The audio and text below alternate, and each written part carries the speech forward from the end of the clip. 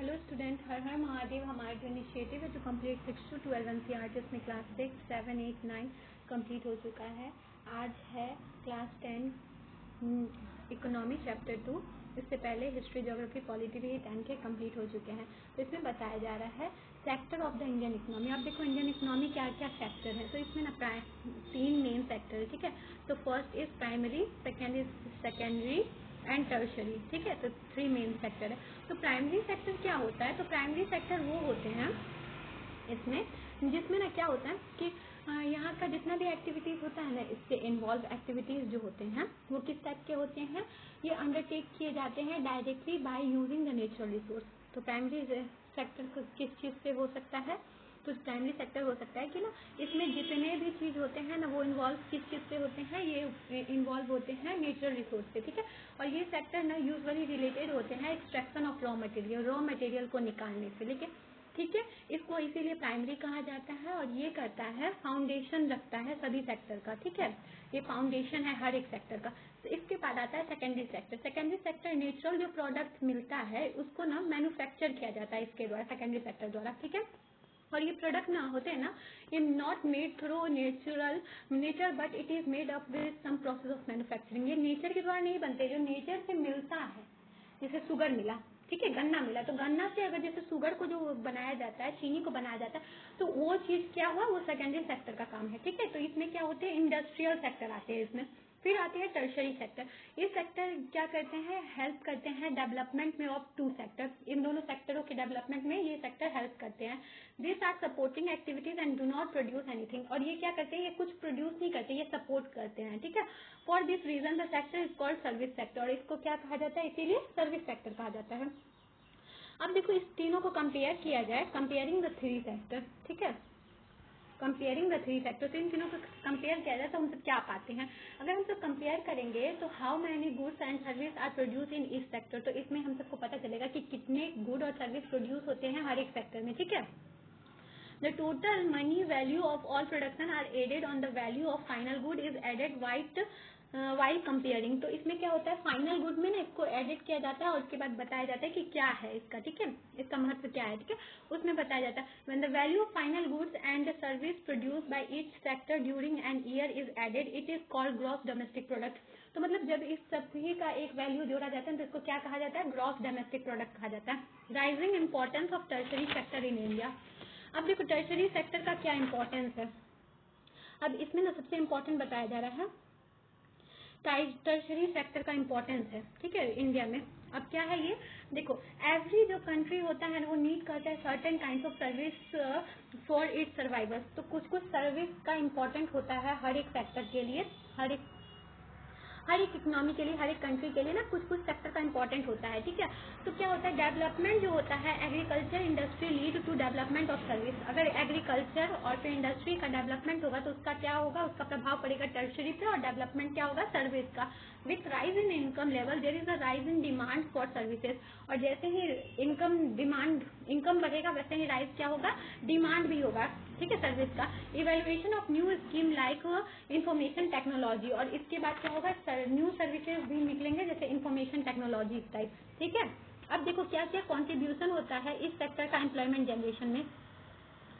तो क्या क्या कंट्रीब्यूशन हो सकता है? Through the importance of tertiary sector in GDP has grown similar shift can not be seen in creation of employment. तो इसका ना ये मतलब नहीं है कि अगर एम्प्लॉयमेंट का जो कंट्रीब्यूशन है टर्शरी सेक्टर में बढ़ रहा है तो इसका मतलब ये नहीं है कि इससे क्या हो रहा है कि जो ग्रोथ हो रहा है वो भी जीडीपी में ना बढ़ता जा रहा है, ठीक है। Similar shift can not be seen in creation of employment उसी हिसाब से बढ़ नहीं रहा है। अगर जीडीपी में टर्शरी सेक्टर का प्रभाव बढ़ रहा है तो इसका मतलब ये नहीं है कि एम्प्लॉयमेंट भी बढ़ रहा है। Not enough jobs were created in secondary and tertiary sector. Tertiary और सेकेंडरी सेक्टर में जॉब क्रिएट भी नहीं हो रहे। The rate at which the sector grew and the employment generation grew are different. तो जिस हिसाब से सेक्टर ग्रू हो रहा है ना, ऐसा बताया जा रहा है कि सेक्टर इतना ग्रो हो रहा है पर एम्प्लॉयमेंट इतना ही ग्रो हो रहा है। मतलब इसका प्रभाव इस पे नहीं पड़ रहा है क्योंकि बहुत सारे इम्प्लीमेंटेशन नहीं हो पा रहे काम का, तो इसी वजह से प्रॉब्लम हो रहा है, प्रॉब्लम क्रिएट हो रहा है। अब कुछ कुछ इसके बारे में बताया जा रहा है कि ना कुछ कुछ ना होते हैं अब देखो डिवीजन कर सकते हैं सेक्टर का ऑर्गेनाइज और अनऑर्गेनाइज में। अब देखो ऑर्गेनाइज और अनऑर्गेनाइज क्या होता है। जो ऑर्गेनाइज सेक्टर होता है वो ना एम्प्लॉयमेंट होता है रेगुलर बेसिस पे, सिक्योरिटी ऑफ टेनवर होता है उसके पास, ठीक है। और फिर ना इसमें ना रूल्स रेगुलेशन होते हैं जो फॉलो किया जाता है, मिनिमम वेजेस, पेमेंट, ग्रेचुइटी, ये सब रहते हैं इस पे, ठीक है।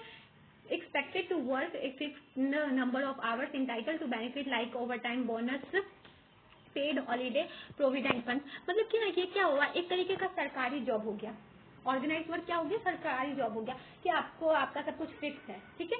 तो आपका एम्प्लॉयमेंट का टाइम फिक्स है, आपका सिक्योरिटी टाइमर फिक्स है, रूल रेगुलेशन वहाँ का फिक्स है, आपको कितना काम करना है ये भी फिक्स है, कितने आवर काम करना है ये भी फिक्स है, आपको क्या क्या बेनिफिट मिलेंगे, बोनस मिलेंगे, हॉलीडे मिलेंगे, ये सब कुछ फिक्स है। अनऑर्गेनाइज क्या होता है, इसमें कुछ भी नहीं होता है, ठीक है। इसमें एम्प्लॉयर नहीं लो पेड किया जाता है, रेगुलर नहीं होता है, जॉब से निकाला भी जा सकता है। मतलब इसके अपोजिट जितने भी कुछ है ना वो सब अनऑर्गेनाइज में आ गए। अनऑर्गेनाइज मतलब कि अब उस पर कोई भी उसका कोई प्रोटेक्शन नहीं किया जा सकता, ठीक है। How to protect workers in the unorganised sector, तो कैसे इस अनऑर्गेनाइज सेक्टर के जो वर्कर्स है उनको प्रोटेक्ट किया जाए, तो उसके लिए बहुत सारे कदम उठाना पड़ेगा। तो ना इसमें क्या होगा कि ना इसमें सबसे इम्पोर्टेंट क्या होगा, sector in terms of ownership public and, तो इसमें क्या होगा कि ना इस हिसाब से उनको बेनिफिट किया जाए, मतलब कि अब ना इस पे भी काम का पीरियड फिक्स कर दिया जाए, उनको भी रेगुलर रेम्यूनरेशन मिले, उनको भी बोनस मिले, तो फिर अनऑर्गेनाइज सेक्टर से ना किसी को प्रॉब्लम नहीं होगा, अनऑर्गेनाइज सेक्टर भी ठीक से तरीके से चलेंगे। अर्बन एरिया में ना अनऑर्गेनाइज सेक्टर जो है ना वो वर्कर होते हैं स्मॉल स्केल इंडस्ट्री के, ठीक है, और कंस्ट्रक्शन के होते हैं, ट्रेड ट्रांसपोर्ट के होते हैं। तो ना उनको ऐसा किया जाना चाहिए कि उनपे जो, और फिर ना जो मेन हेड लोड होता है ना उन्हीं पे होता है, अनऑर्गेनाइज सेक्टर के जितने भी काम करते हैं ना उन पे होता है। तो इनके लिए भी ना गवर्नमेंट के द्वारा कुछ कुछ स्कीम निकाले जाने चाहिए कि जिससे इनका भी फायदा हो, ठीक है। तो अनऑर्गेनाइज सेक्टर को भी इस ऑर्गेनाइज सेक्टर की तरह रेगुलेट किया जाए, ठीक है। तो उसके बाद है, अब इसके बाद है प्राइवेट सेक्टर और पब्लिक सेक्टर। तो पब्लिक सेक्टर क्या होते हैं, जिसमें पब्लिक ओन करता है, जैसे कि अगर 51% शेयर अगर गवर्नमेंट का है तो ये पब्लिक सेक्टर हुआ, ठीक है। तो जैसे कि अगर पब्लिक सेक्टर है तो इसमें गवर्नमेंट का सपोर्ट रहेगा, गवर्नमेंट के द्वारा चलेगा। और प्राइवेट सेक्टर इसके अगेंस्ट में क्या हो जाते हैं कि वो सेक्टर होते हैं जो ना जो प्राइवेटली ओन्ड होते हैं। इसमें 51% जो होता है ना शेयर किसी भी प्राइवेट कंपनी का होता है, प्राइवेट इंडिविजुअल का होता है, ठीक है। तो किसी इंडिविजुअल का अगर हुआ तो वो प्राइवेट हो गया, और किसी भी गवर्नमेंट का अगर 51% शेयर हो गया तो वो पब्लिक हो गया, ठीक है। तो पब्लिक सेक्टर क्या होते हैं, वो ना रीजनेबल रेट पे सब कुछ प्रोवाइड करते हैं, जबकि प्राइवेट सेक्टर अपने मन से सब कुछ करते हैं, ठीक है। तो ये इसमें बस यही बताया गया था। तो ये चैप्टर का अच्छी तरीके से समझ में आया। तो इसमें सेक्टर्स के बारे में बताया जा रहा था कि और जो हमारा इकोनॉमी है उसमें कौन कौन से सेक्टर है, जैसे कि प्राइमरी है, सेकेंडरी है, टर्शरी है। फिर अगर इन्हीं को कंपेयर किया जाए, फिर उसके बाद सेक्टर हो सकते हैं एम्प्लॉयमेंट के हिसाब से भी, जैसे ऑर्गेनाइज अनऑर्गेनाइज हो सकते हैं, फिर ऑनरशिप के हिसाब से भी हो सकते हैं, पब्लिक और प्राइवेट हो सकते हैं, ठीक है।